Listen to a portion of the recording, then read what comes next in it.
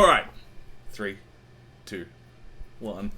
Welcome in, one and all. It is the first Tuesday of the month, and you know what that means. It is time for another episode of Yeah Nah Hell Yeah, the monthly roundup of new albums and EPs from the bands that I follow, or anything else that comes across my newsfeed, where we review it, listen to it. Well, I've already listened to it. I give you my opinions, and I tell you if it's a hell yeah from me, or if it gets a yeah nah. Not always a bad thing. I've got my own taste. Yeah nah doesn't mean it's bad, but I will tell you if it's bad.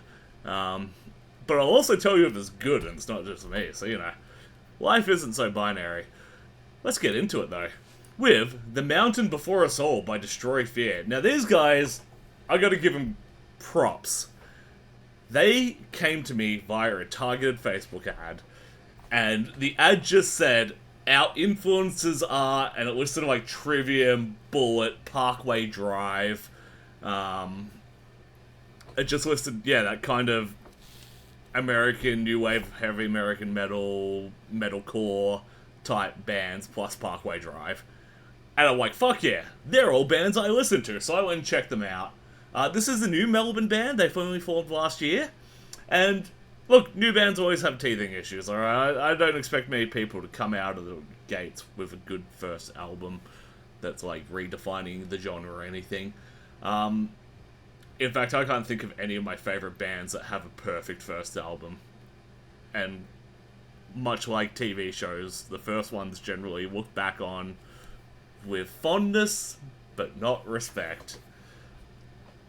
So anyway, Destroy Fear's first album, it's a fine debut.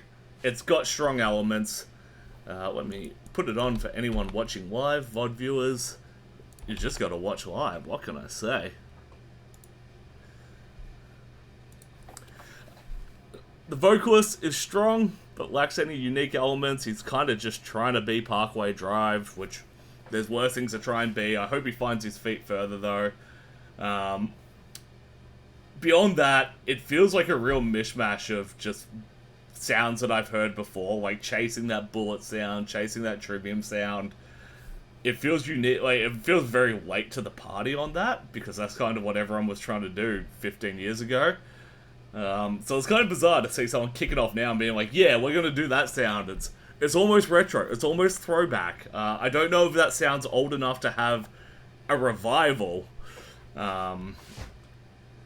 But, and Kitty Cat, thank you for, Kissy Cat, thank you for getting into my worst point with this band. The description. The probably AI-generated description. I'm sick of band descriptions on Spotify or on Facebook being this fucking LinkedIn slop.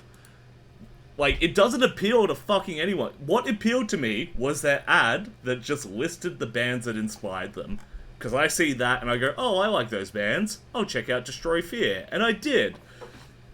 What doesn't make me want to check out a band is Destroy Fear is a dynamic new force emerging from Melbourne's vibrant metal scene, blending crashing heaviness with intricate melodies. Formed in 2024, the band brings a fresh take to melodic metal genre, combining elements of classic metal and modern aggression. The sound is defined by soaring guitar riffs, emotionally charged vocals, and a powerful rhythm section, drawing influences from the greats of melodic death metal and progressive metal. AI wrote that. I'd put money on it. I wouldn't put the house on it, but I'd put money on it. A lazy human also could have done that. And just, fuck me, you're going to describe something, soaring guitar riffs, emotionally charged vocals. No shit, no one's going to go, right, oh yeah, by the way, our guitars are just kind of monotonous riffs, and our vocalist phones it in. The rhythm section, we turn them down in the mix. I realize I'm describing post-rock, but what I'm saying is, for a metal band of this sound, like, that's LinkedIn swap. That means nothing. It doesn't tell me anything about your band. So, that earned my ire. But the band earned my, yeah, it's alright. But yeah, just sell yourself honestly and simply. Don't glaze me. Because that turns me away. If I saw that as my first thing, immediately turn off.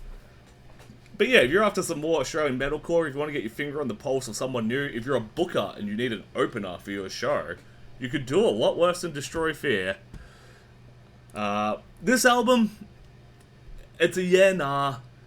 It doesn't do anything special. It's pretty safe. So I can't really recommend it unless you just need more of that sound in your life. Or yeah. But like, I watch them with interest. There's good elements there. It's a solid foundation. I think more time together, they might get a bit braver with their sound. So, it's a yeah, nah, but I'm watching your progress closely, Padawan. Moving on.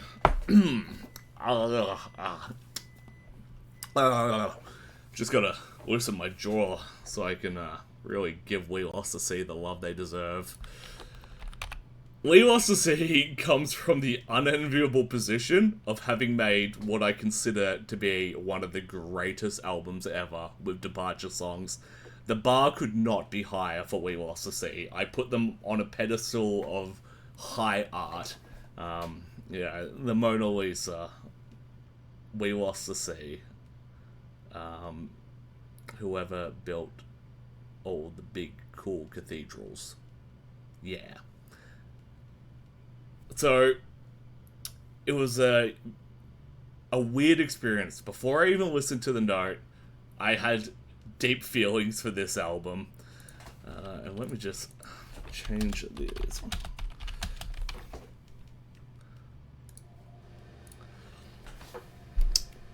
Yeah, I had deep feelings for this. The first excitement, the prospect of a new album by one of the greatest artists, I think, to ever come out of Australia, and even the world. I think in that rock and metal space, like, globally, We Lost the Sea are just so high up there. When people wax lyrical about what Naob does for the Australian heavy scene, I think they should, check out We Lost the Sea and see that Naob ain't even scratching the surface, baby. So yeah, I was so excited.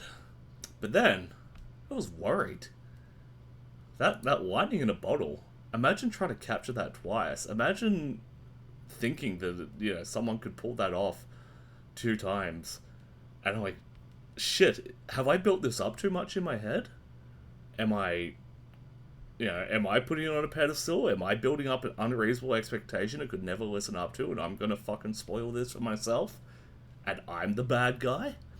Then there was anxiety because of that, because it's like, what if I listen to it at the wrong time? What if I have a bad day and I put this on, and I don't fully appreciate it, or I link a bad memory to it? Like, it became, the fine china that sits in the glass cabinet that you only use for special occasions. But every time there's a special occasion, you're like, shit, it might be a bit too nice. I don't want to break it. That was a wedding gift from my great-great-grandmother. She brought it over during the war. Like, it becomes this thing that I can't touch because I'm so worried I'm not touching it at the right time. And it therefore stops being used for its intended purpose. And just becomes an entity, an idea that's, dealt with too much reverence. And then, like, what if I'm not the person I am when Departure songs came out? What if I've changed and this is a masterpiece that I don't know how to appreciate because I'm not the person who I was when I appreciated Departure songs? Yeah, and it felt like jumping into a pool of water where I don't know the temperature and I don't know if I can remember how to swim, but eventually you just gotta jump in. And I'll be damned if any album could elicit that much emotion to me in general, but before I've even listened to a note of this album, I have had a absolute fucking array of feelings wash over me. But I had to go into it. I'm alive. I'm aware. I'm a human. I've got an open heart and mind. I'm not ready, and I never will be. And so, I proceed. And the music was beautiful. All the fears washed away. It is this soundscape.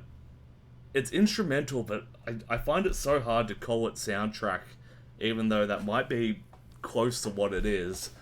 But it's just masterfully takes you on these emotional journeys. They use, like, this is one of those moments I wish I still had Tunes TV, because I need Luke or Connor or someone with half a brain next to me to tell me why this works so well. I know that it's the crescendos and they pull you in emotionally and they heighten you, but you know, like, there must be another element to it that could do it to the point where I feel adrenaline spiking. I have my heart rate monitor on.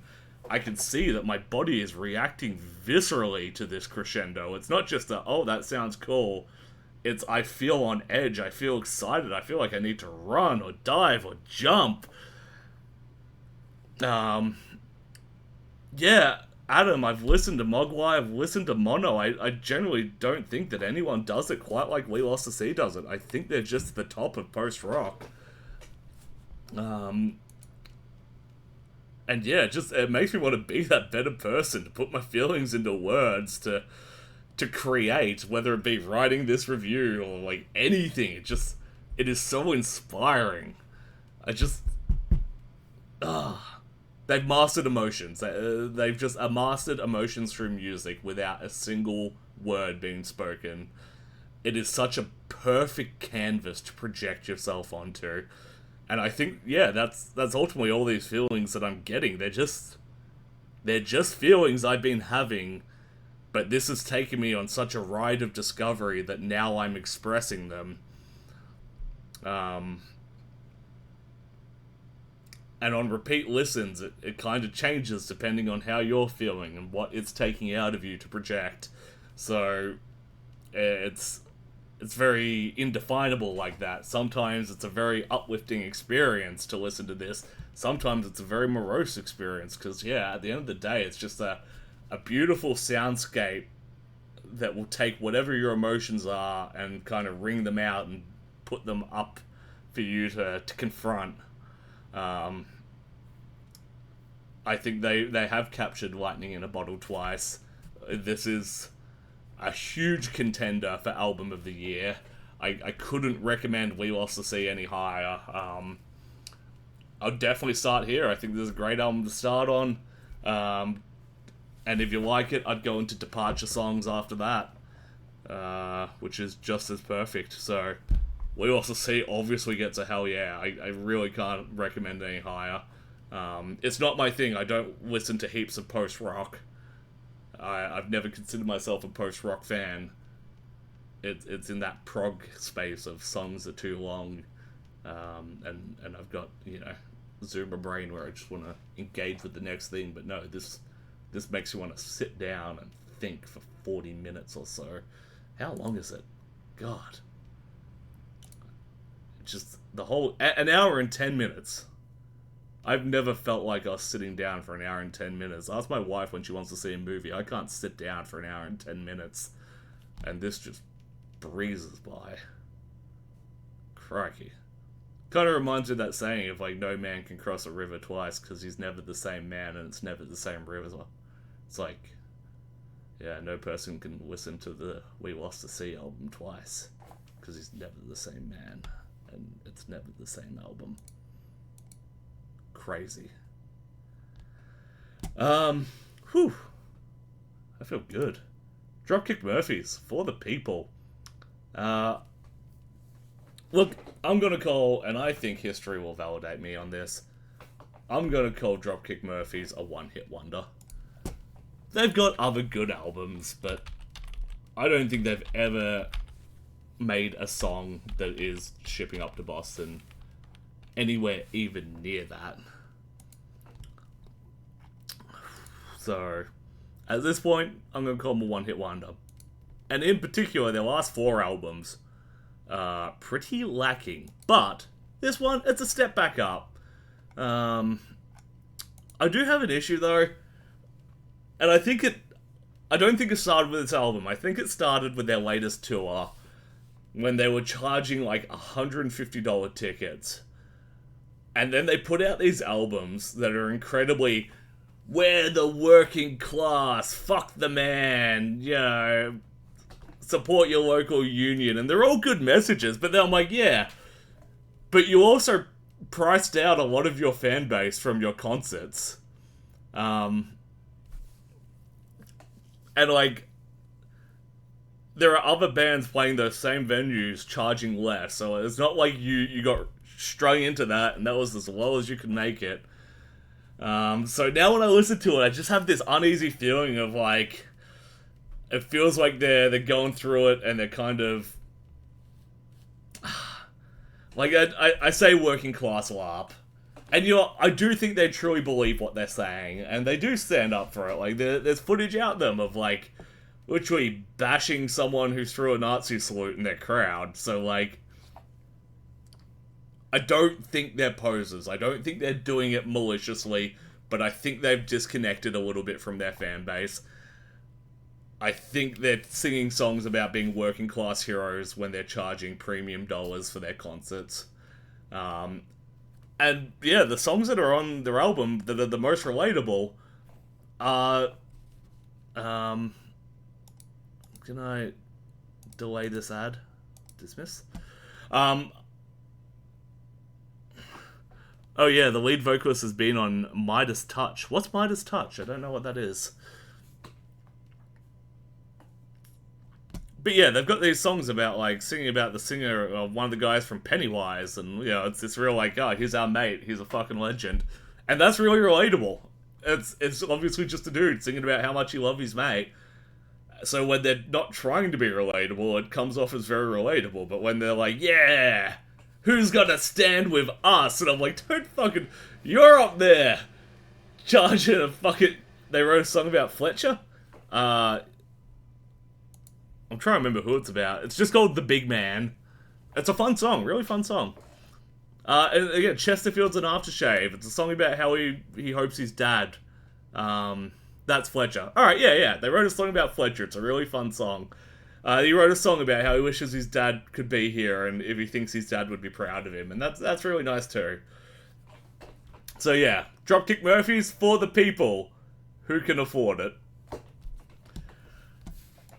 It's a yeah, nah from me. As I put there in that last note, if you're a casual fan, it probably won't stick. If you're a Dropkick Murphys fan and you like all their albums, this is probably going to be on the upper echelon. But yeah, it's a nah from me. Moving on. Angerot? Angerot. Anger Overtime. Angerot with Seophon? Yeah, this is an American band. You have no excuse. It's not like I'm actually trying to speak another language here. Angerot with Seophon, who have done a great job abusing the Spotify algorithm, which the Spotify algorithm is the meta. If you're not abusing it, why not? These guys are getting in my listens. You're not. But they've got a lot of, they got like 6 Feet Under on here, they've got Goat Hole on here, they got a lot of guests on this album. And that is how you get on other people's release radar, is by putting guests and tagging their guests. I know so many bands, especially in the local scene, that get a guest in for a spot, and they're not tagged and credited on Spotify. And I'm like, you're just losing at that point, like... You're losing that crossover fan base. I don't know why you do it. But these guys, they're gaming the meta, and it worked because now I'm listening to them. I would say it's better than average death metal. Like I said, they got a Goat Whore feature. I'd compare it to Goat Whore. It is that kind of... It gets a bit thrashy and very fast-paced. The only problem is that pace never really relents. So track to track, nothing stands out, nothing's memorable. It's cool. I didn't turn it off. I like putting it on. And I'm like, hell yeah, this is a jam. Flows by. It's very pleasant. It doesn't overstay its welcome. It's 7 songs. It's 33 minutes. That's a pretty perfect length for an album you're not familiar with. But at the very end of it, I couldn't tell you a single riff. I couldn't tell you a single lyric. No memorable breakdowns or anything. So it's just like, oh, that was death metal, I guess. If you're a fan of death metal, I'd check this out. I'd give it a look. There are worse ways you can spend 33 minutes of your life, but for me, I'm not going back to it. So yeah, nah from me. Moving on to fuck, talking about out of the blue. This is the most out of the blue thing. Australian rapper 360, like, who used to be a fucking, like, Corey Worthington, you know, bad boy in the media, loose unit, drugs, alcohol, womanizing, put every slur imaginable in his lyrics back in his early days, comes back as a born-again Christian. And it's not the first time he's had a weird comeback, because he had his original blow-up and, like, fame, and he was always a really skinny, scrawny dude, and then he just fucking disappeared. I think he went to rehab. And then he did a comeback where he was absolutely shredded. He just posted a photo after, like, months, maybe even years of silence, and he's fucking jacked, and everyone's like, who is this, and when did he eat 360? And then he had a second age of his career, and then went away again, and then he came back as a born-again Christian, and I was just like, this guy is something different, I tell you what. But unlike other artists, rappers, who have gone that way and had big character changes over the... Kanye, I'm talking about Kanye. At least 360 can still spit bars, and that is the big, like, point of, like, I can... If he can still make interesting music about his experiences being a born-again Christian in the Australian rap scene, yeah, I'm here for it. As long as it's interesting, as long as the lyrics are, you know, introspective and tell his story in a way that's engaging. And he's done a great job of that. He's really addressed how, like, his fame and his ego really fucked up his young life. I also, like, when I first started seeing bands did this, I wasn't too hot on, like, bands releasing, you know, 8 singles for a 9-track album. But when you release each single as a new release on Spotify, and you put the previous singles from the album under it, I'm beginning to realize it's got this really awesome compounding familiarity, where, like, his first single from this album, I didn't care for it. But then his second and third and fourth one, I really liked those. And when they played on Spotify, it plays through the entire, like, release, which will have the previous singles. So by the time the fourth one came out, I was incredibly familiar with that first single. And that familiarity builds enjoyment. And I began liking it. I hated it too. I used to hate just seeing every single come out and there's no surprises in the album. But now I kind of like it because I'm really familiar when the album comes out. And familiarity is kind of half the enjoyment of music. It's why as you get older, you enjoy new music less and less. Because you want to be familiar, and the old music you're already familiar with. He still does the pop chorus thing. I've never liked the pop chorus thing. So, you know, can't all be wins. I had to put something negative on there. So, 360, it's a hell yeah. It's a weird hell yeah. And out of the blue is right. It definitely fucking came out of the blue. And I've already seen other rappers in the Australian scene, like Seth Century, take shots at him for it, which is, I don't know, it feels petty. He's not being very, like, antagonistic or, like, going after people with it. You know, he's definitely promoting the concepts of Christianity, but he's not Bible bashing other people, so for someone to turn around and try and bash him for it, I'm like, that's a bit petty, bro. But yeah, 360. Looks like he's pissing in the mirror. Oh, dude, imagine pissing on... You're right, actually. Let's get back. Look at that. Look at that fucking power stream. It looks like his piss stream has cracked the mirror at the bottom corner. And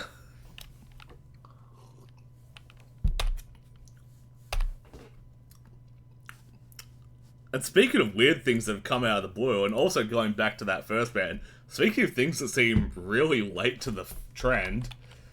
Bring Me the Horizon, and I don't know, like, I don't keep up with Bring Me the Horizon, but this felt also out of the blue, but maybe they'd teased it, and I just missed that they had an upcoming release.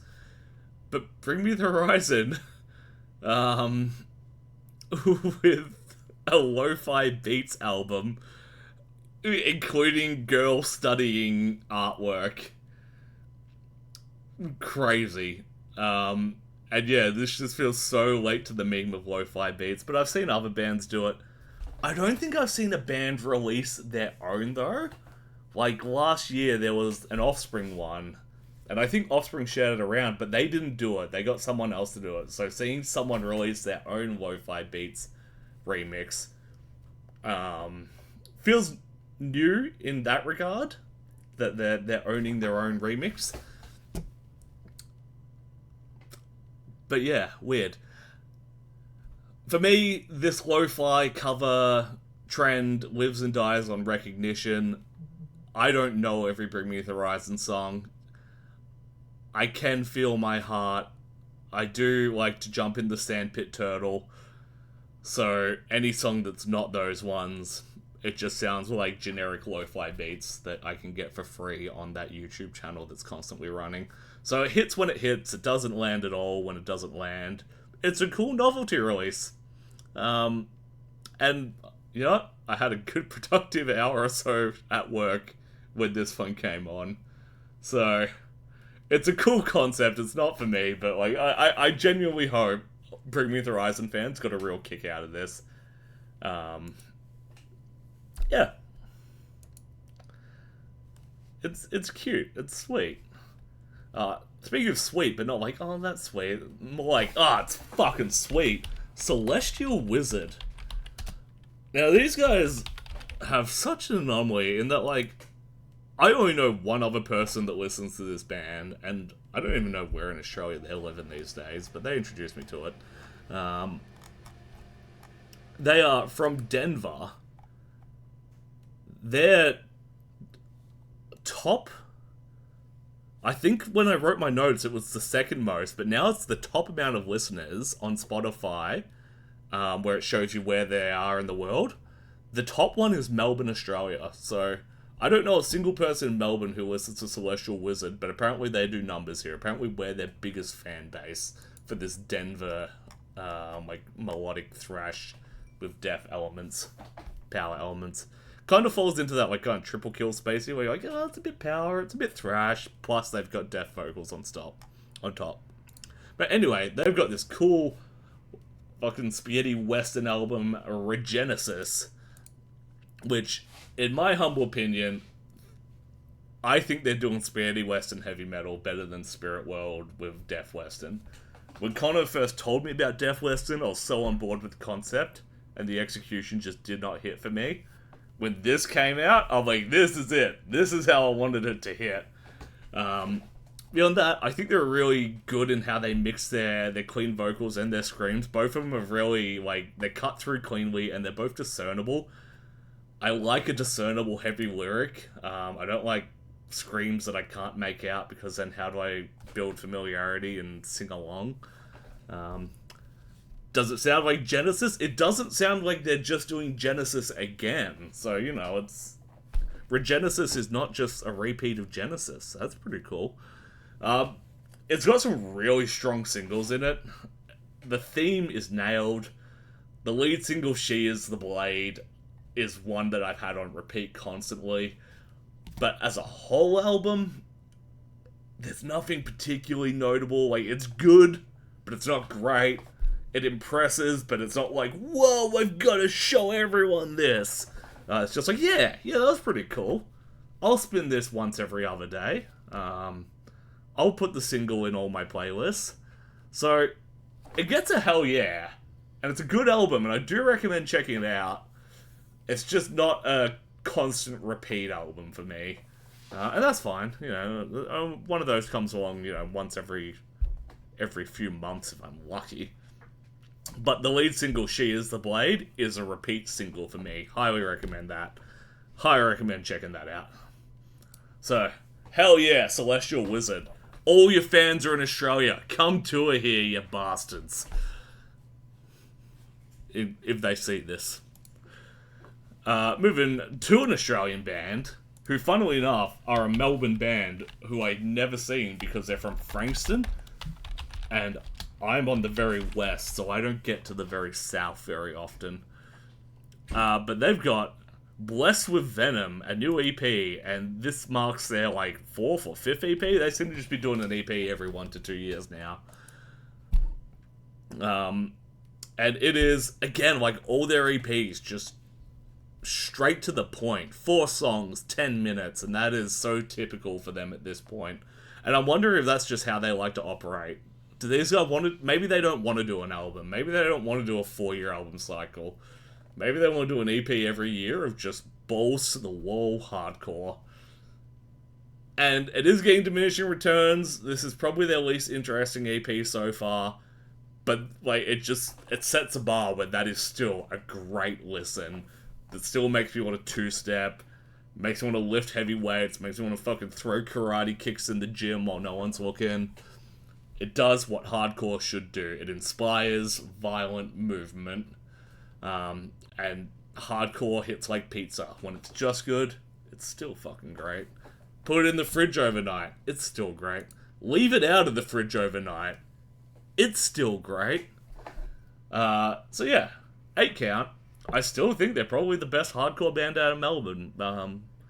That point is probably contentious. They were playing a Goat Chamois gig once. I think I did see that. I think that's one of the few times I played like in the city or in Collingwood or something, and I missed it because I had something else on. One day I will catch. Your gym is in your garage. Are you afraid Fergus will judge you? I'm afraid I'll hit Fergus, or that Jess will come in to like tell me dinner's ready at the time I'm doing karate kicks to myself, and then she'll judge me. And I have to live with her for the rest of my life, so her judgment means a lot. Anyway, getting off point. Pew, pew, pew! Gets a fucking hell yeah, man. In fact, that was kind of weak sauce. It should be like, boof, oosh, oosh, oosh. There's also a breakdown, which I think does well in the modern young scene, where like, and it's in the song that has Gravitate as the feature of it, and I love Gravitate because it's got Paul Hammond in it, and that guy is a legend in the scene. But anyway, the whole like pit call breakdown's just like, "Hey, cab, motherfucker." So yeah.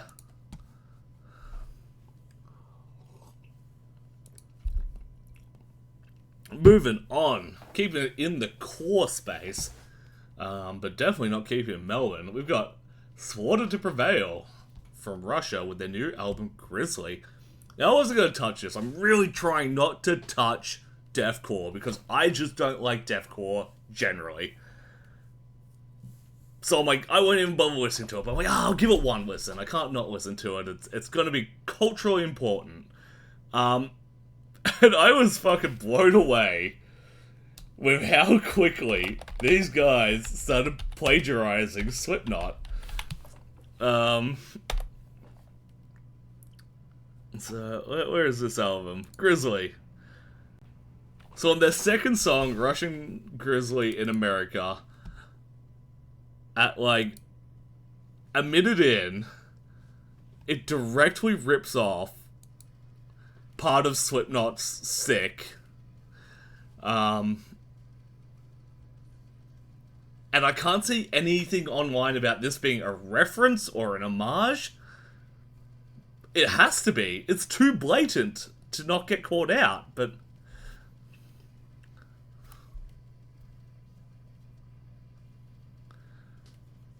For those watching live and just heard that, that is the, like, fucking enemy, show me what you want to be, I can handle anything. Or whatever the lyric is from Sick that's like that. And there are other parts that also sound like Slipknot. Yeah, I just... It is so blatant. And it's Slipknot. You can't rip off Slipknot. Everyone fucking knows Slipknot. Didn't they play Knotfest? Were they at Knotfest and they heard that? And they're like, fuck, that sounds pretty cool. And yeah, the rest of the album, it's good at points. It's forgettable for most parts. There are 2 feature tracks. One of them is Baby Metal.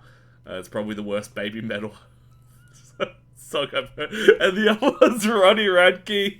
In case like you wanted to cancel so wanted to Prevail any harder. Ronnie Radke. You could have parodied it if you tried. But like, I just had to speak on it because of that blatant Slipknot plagiarism. That is wild. In this year, to plagiarize that band. Whew. Kid a Kissy Cat, you'll fight him? Yeah, he does and wins, bare knuckle boxing MMA, so I wouldn't bet on you in that fight. I'm sorry. I know you got that dog in you, but he is a professional bare knuckle boxer, so yeah. The dog can only go so far. Moving on to something, there we go, something good. Something I can wax lyrical over. Alice Cooper, The Revenge of Alice Cooper.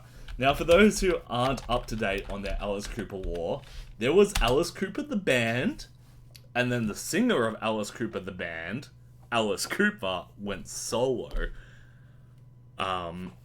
So the band split up in 1973, and this is their first album back together since 1973.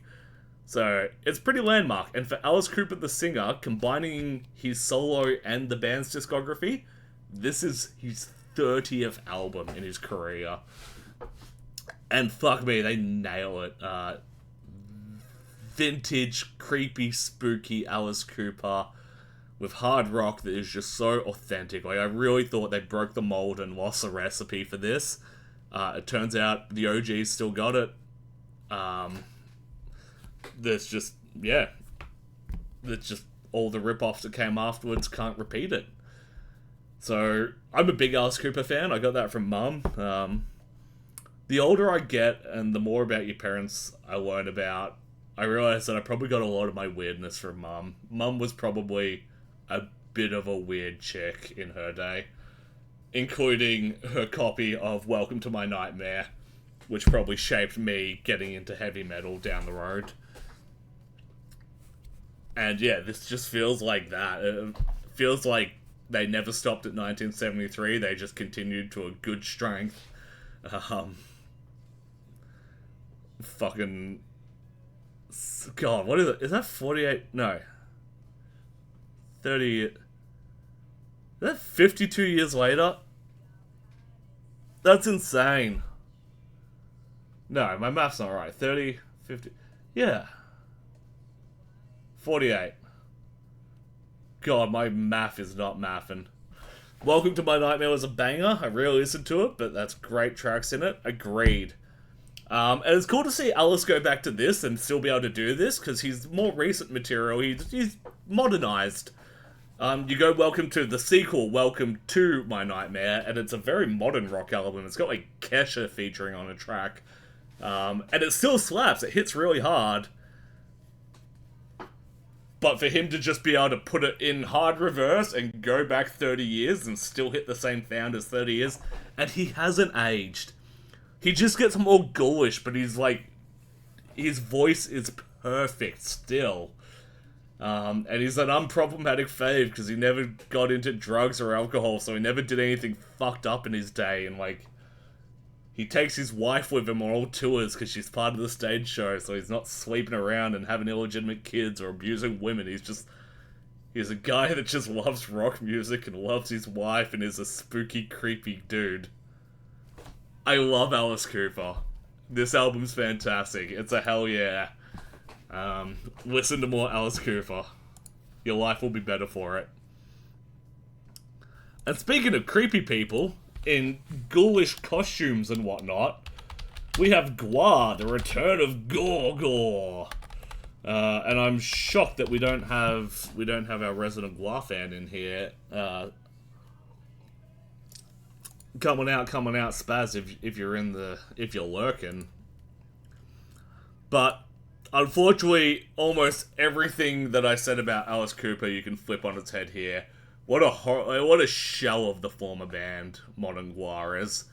Like I've written there, old Gwar was disgusting in a way that got campy. This is campy in a way that's kind of disgusting.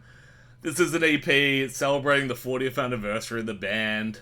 I've written here that they stole a Beast Impaler section. I don't think Gwar are listening to Beast Impaler. but they did do a very similar, like, breakdown to what's in Goblin. So, it's less accusing them of theft and more just saying, like, you could listen to this, or you could listen to something local like Beast Impaler that's, you know, just as good, but they're in your own backyard, and Modern Gwar don't need your support. A local band probably does. Also, it's an EP, and they put a 4.5 minute live skit on there. In Map War. Beast of Map War! Fuck. The problem is, they don't spell Impaler right to begin with, so when I saw autocorrect say that was spelt wrong, I'm just like, no, fuck it, yeah. Their cover of Carry On My Wayward Son is amazing. That was done with the original vocalist. Anything post Dave Brocky, Odorous Orongus, garbage. Sadly garbage. Anything with Odorous, great. But yeah, this, I think the only thing I've enjoyed that they've done post Odorous death is the acoustic cover of Fuck This Place. That's not a great record. Gwar, in the bin. Hollow Shell. I was talking to someone, I don't know if I can dox him for this. I won't dox him just in case. But one of my friends has a full-on conspiracy theory that the bassist who now fronts the band and controls the band sold Odorous bad heroin, because he was a heroin user. Sold him bad gear to kill him and take over the band, since he has had a stranglehold on the creative control post Odorous death. So that's just a conspiracy, man. Allegedly. That's not even my theory. I'm not going to state if I believe it or not. But some people might. Some people do. Now, there's been some really awesome album art so far. Yeah, we just go back. The Alice Cooper one's cool with all the, like, ghoulish monstrosities. Celestial Wizard was awesome. But this... Now, this is artwork. Shrimp. Don't care. Beautiful.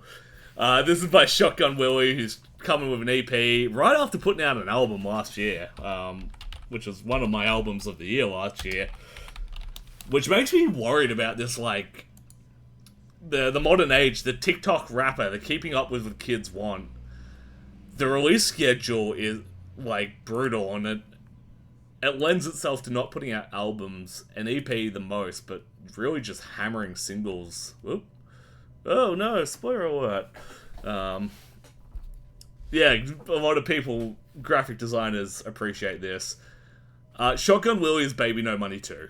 If you like Baby No Money, and you're not on Shotgun Willy yet, you need to... I'm going to turn that down a bit. Why is this so bass boosted? Anyway. Yeah. If you like Baby No Money, get on Shotgun Willy. But yeah, Willy can keep up with the release schedule so far. I do worry about the release schedule moving on. If he's expected to put out an EP every album. Diggin' Joe loves a good Willy. Hell yeah. We were at the club the other day. And by the club, I mean we were at Stay Gold after a gig finished. And they're having, like, Brain Rot emo night. And they're playing Shotgun Willy. And I was there with Joe. And that was a really special moment, because Joe's the other big Willy fan in my life. So being able to shotgun a few Willys with my boy Joe, that was a special moment. And yeah.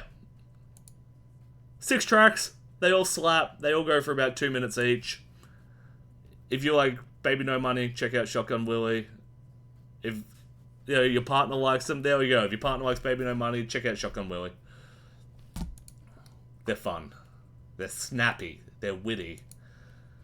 And finally, last one, coming out on the last day of the month, Platinum Max, AEW wrestler with the album International Arsehole. And I love Max. He's a silly little guy. He has so many just tongue-in-cheek bars that just make you go like, I get it. I see what you did there.